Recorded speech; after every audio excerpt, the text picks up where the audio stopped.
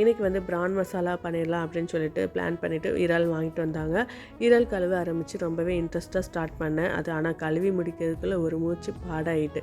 இதில் கழுவுறது தான் ரொம்பவே கஷ்டம். கடைசியில் பார்த்திங்கன்னா கழிவு தான் அதிகமாக இருக்கும், இறால் ரொம்பவே கம்மியாக இருக்கும். இருந்தாலும் அது கொஞ்சம் வேலைப்பாடு. நல்லா கழுவி சுத்தமாக எடுத்துட்டு 1 ஸ்பூன் மஞ்சத்தூள், வத்தத்தூள், மல்லித்தூள், மிளகுத்தூள், உப்பு, எலுமிச்சம்பழம், இஞ்சி பூண்டு பேஸ்ட் இதெல்லாம் சேர்த்து மேரினேட் பண்ணி வச்சிடலாம். நல்லெண்ணெய் ஊற்றி 1 ஸ்பூன் சோம்பு, வெங்காயம், இஞ்சி பூண்டு பேஸ்ட்டு, ஒரு தக்காளி, வத்தப்பொடி, மஞ்சப்பொடி, அதுக்கப்புறம் அரைச்சி வச்ச மல்லி இலை, புதினா இலை, இவ்வளோதான். எண்ணெய் நல்லா பிரிஞ்சு வர தண்டிக்கும் இதை வந்து வேக வச்சுட்டு அதுக்கப்புறம் மேரினேட் பண்ண பிரானை இது கூட சேர்த்து நல்லா எண்ணெய் பிரிஞ்சு வர தண்டிக்கும் இதை நம்ம மூடி போட்டு வேக வச்சுருக்கலாம்.